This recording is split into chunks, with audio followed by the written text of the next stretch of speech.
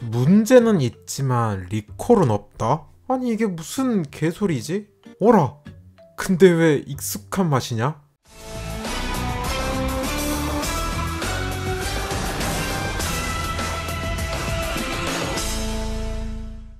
네, 안녕하십니까 여러분. 요즘 인텔 상태가 메롱이죠. 하루 사이에 주가가 30% 정도 빠져서 혼자 08 리먼 사태대로 회귀해버린 상태에 또 구조조정까지 들어가면서 대규모 인원 감축 및 복지 축소 등 최악 오브 최악 밑바닥을 뚫고 지하를 향해 가는 중입니다. 이렇게 된 많고 많은 원인 중 하나가 현재 소비자 소송까지 진행되고 있는 13, 14세대 랩터레이크 CPU 결함 문제입니다. 오늘은 이 인텔의 대규모 CPU 결함 사태를 시간 순으로 살펴보도록 하죠.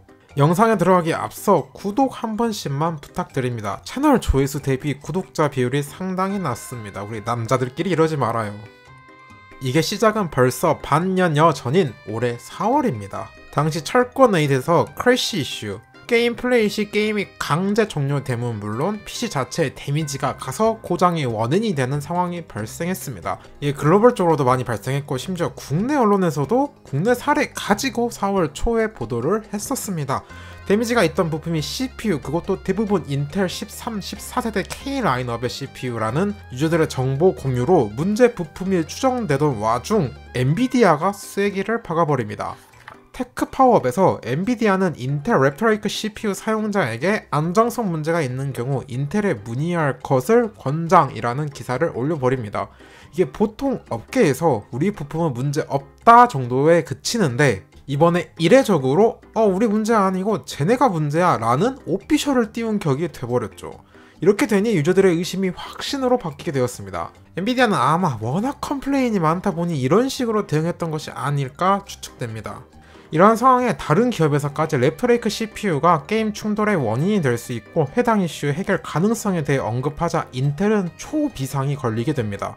그래서 4월 말에 1차 공식 입장 및 대응이 나와요. 인텔은 스펙을 벗어난 작동 환경에서 높은 전압 및 클럭으로 인한 발열이 연관이 있는 것으로 보고 있습니다. 문제가 된 프로세서를 분석한 결과 인텔 스펙에서 벗어난 환경에서 최소 작동 전압 변화가 발생하는 것으로 나타났습니다. 근본 원인은 아직 확인되지 않았으나 인텔은 이 문제 사례 대부분은 언락, 오버클럭이 가능한 메인보드 사용자에게서 나오고 있습니다. 600, 700번대 보드 바이오스 설정으로 프로세서가 고전압 및 고클럭에 지속적으로 노출되는 것을 제한하도록 설계한 여러 옵션이 비활성화된 경우가 많다는 것을 관찰했습니다. 라면서 몇 가지 조치 사항을 냈습니다.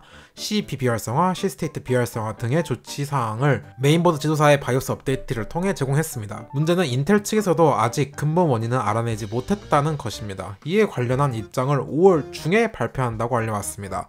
메인보드 지도사들은 바로 해당 사항이 적용된 바이오스 버전을 배포했습니다. 근데 1차 인텔의 대응에서 또 하나의 논란이 나왔죠. 컴퓨터 베이스라는 언론에서 인텔은 이번 사태를 자사 책임이 아닌 보드 파트너사의 문제라는 식의 입장을 내놓았다고 알렸습니다. 인텔 측에서도 아차 했는지 며칠 만에 반박 입장문을 내놓았지만 이미 여론은 악화될 대로 악화된 상황이었습니다. 인텔이 1차적으로 조치한 각종 비활성화랑 PL1, PL2에 대한 세팅 변경 때문에 성능에서 너프가 있다는 테스트 결과가 나오면서 더 좋지 못하게 되었죠. 허브의 스티브 빌턴이 제시한 벤치마크 데이터에 따르면 PL1, 2 250W 세팅과 기가바이트에서 적용한 188W 세팅을 비교했는데 게임에선 대략 4~5%, 멀티스레드 테스트에선 10% 정도의 너프가 있었습니다. 이 정도면 거의 1세대만큼의 차이라 상당히 큰 너프입니다. 이후 5월 초 이거러스 랩 보도에 따르면 인텔은 보드 파트너사에게 인텔 디폴트 세팅 프로파일을 바이오스 기본값이 되도록 지침을 내렸습니다.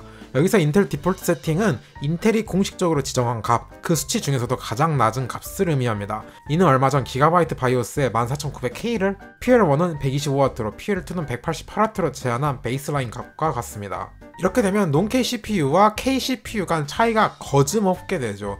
이에 인텔은 현재 배포한 설정값도 권장치와 다르다는 입장을 내놓았습니다. 그러니까 메인보드 제조사 측은 전압 전류 공급 문제를 원인으로 추정하고 수정 바이오스를 배포했다는 것이고, 이에 인텔은 제한하는 값을 제한했지만 강제적이지 않다라는 식으로 책임을 회피하는 모습을 보이고 있습니다. 이렇게 성능을 제한하게 되면 추후 소송의 빌미로 작용할 수 있는 여지가 될 수 있기 때문이죠. 그러나 이런 조치에도 불구하고 점점 크래싱이 발생하는 게임은 늘어납니다.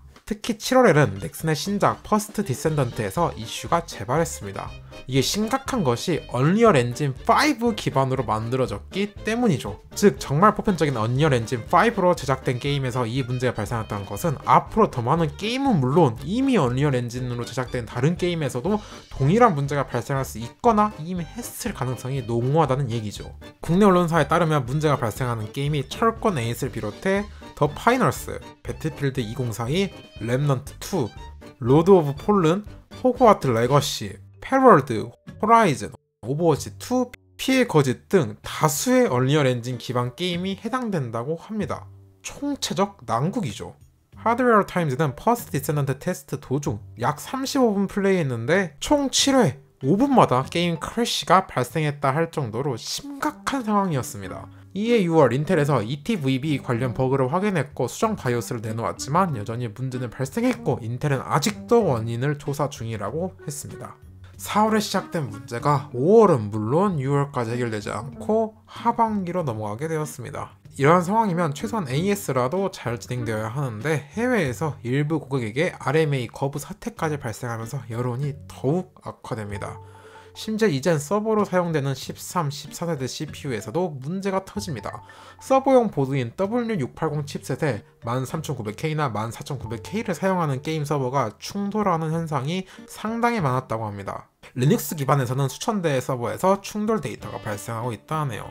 이에 게임 제작사 측은 일반 유저뿐만 아니라 서버 업체 또한 AMD로의 전환을 권장하고 인텔이 결함 있는 CPU를 판매한다고 주장합니다. 그러면서 제작사에서 크래시 현상에 관한 데이터를 공개했죠.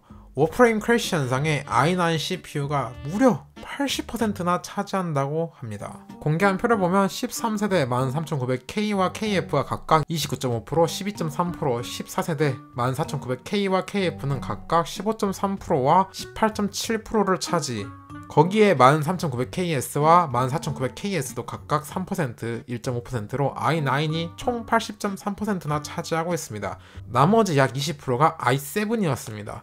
이러한 상황이니 당연하게도 대다수의 소비자가 AMD로 넘어가고 있음은 물론 차세대 제품에서도 인텔을 선택하는데 상당히 주저할 수밖에 없게 되죠.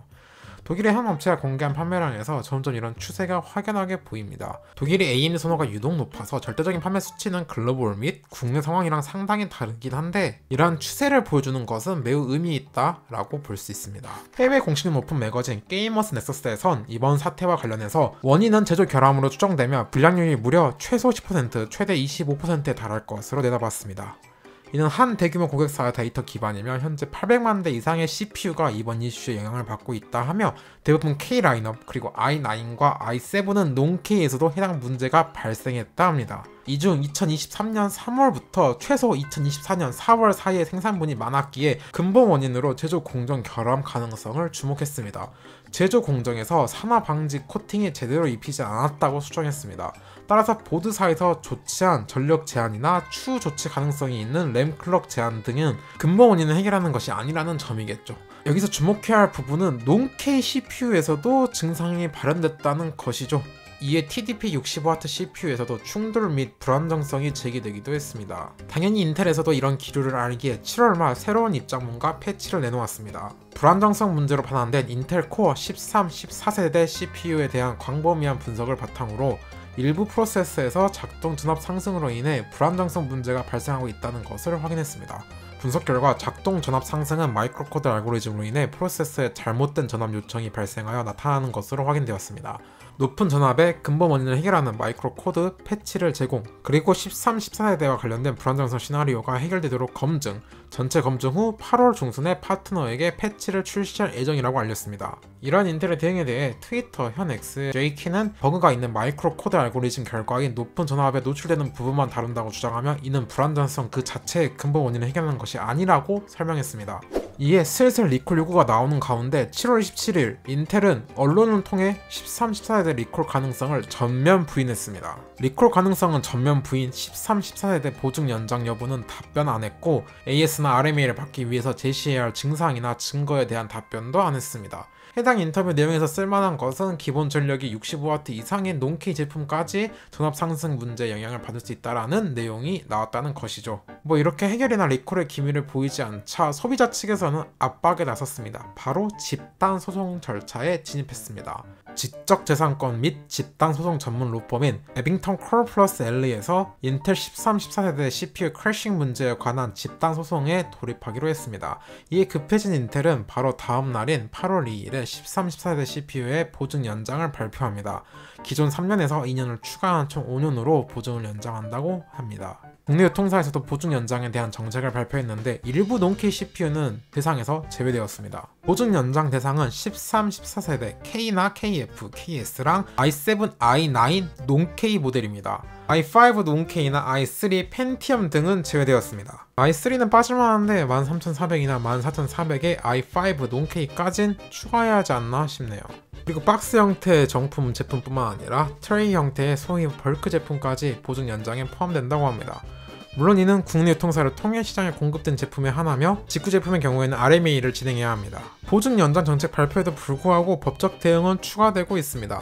또 다른 로펌에서 해당 이슈에 관해 집단 소송에 들어간다고 발표했습니다. 칼플레인 골은 공개 성명에서 인텔은 마이크로 코드 수정을 약속했지만 여러 매체가 보도했듯이 안전 범위를 벗어난 전압을 작동하게 하는 전압 상승은 되돌릴 수 없는 여러화를 발생시킬 수 있다. 인텔이 최근 보증 연장 정책을 발표했으나 보증 연장은 충분한 보상이 아니다. 더욱이 인텔은 리콜 또는 제품 회수를 하지 않고 있다라며 인텔의 리콜을 압박하는 입장문이 나왔습니다. 여기서 되돌릴 수 없는 열화라는 디그레데이션이라는 단어를 주목할 필요가 있습니다. 이게 불과 얼마 전에 나온 기사인데 인텔은 2022년 말 CPU 산화 문제를 발견했다고 합니다. 이 산화 가능성이 있는 CPU가 전량 회수되지 못하고 일부 시장에 공급되었을 가능성이 있다라고 하네요. WCCF 테크 보도여서 그냥 보고 넘길 만한 소스는 아니죠. 해당 기사에서 인터뷰한 내용에 따르면 인텔은 2022년 말에 문제가 처음 확인된 이후 지난 2년 동안 랩터레이크에 산화 문제가 존재한다는 사실을 알고 있었다는 것이 분명해졌습니다. 즉 인텔이 해당 문제를 무시했거나 수정 및 해결을 시도했지만 제대로 작동되지 않았기에 발단이 된 것이다. 쉽게 말해 현재 판매된 13, 14세대 CPU 중 일부가 불이 날 수 있는 제품이 섞여 있을 수 있다는 것이고 이게 이번 사태의 원인인지 아닌지 인텔 내부에서도 혼선만 있는 까면 깔수록 어디까지 이 거대한 회사가 추락하고 밑바닥을 보이는지 안타까운 상황인 것이죠.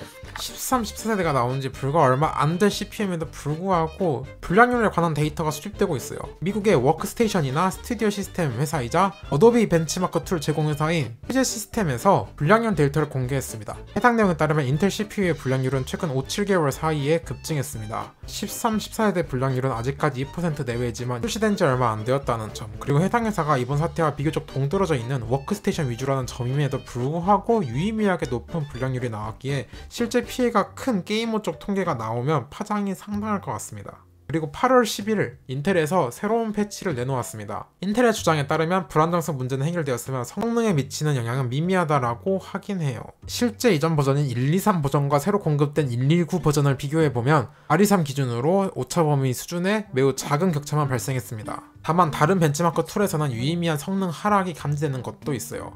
문제는 비교군인 123 버전은 이미 IDS를 강제시켜 놓은 버전이기에 별로 유의미하지 않습니다. 다른 곳의 테스트에선 실성능이 조금 더 좋아진 데이터도 있었기에 이번 버전에 관해서는 추가적인 검증이 필요할 것 같습니다. 인텔이 최근 워낙 안 좋은 상황에 이노베이션 2024도 취소했죠. 그나마 신제품은 연말에 정상 출시한다는데 과연 13, 14세대 문제가 완벽하게 해결되었다 말하기 어려운 상황에서 신제품이 충분히 팔릴 수 있을지 의문이었는데 또 옆 회사가 우린 친구 집 모드로 같이 삽질을 해준 판이라 또 모르겠네요. 이번 사태에 관해서 유튜브 커뮤니티 탭에 설문조사를 했는데 역시 대부분 리콜을 해야 한다 보시더라고요. 저 역시 비슷한 생각입니다. 실제 제가 메인 벤치 시스템에 13900K를 쓰고 있는 당사자라 리콜 혹은 최소 소비자 보상은 필요하다 느낍니다.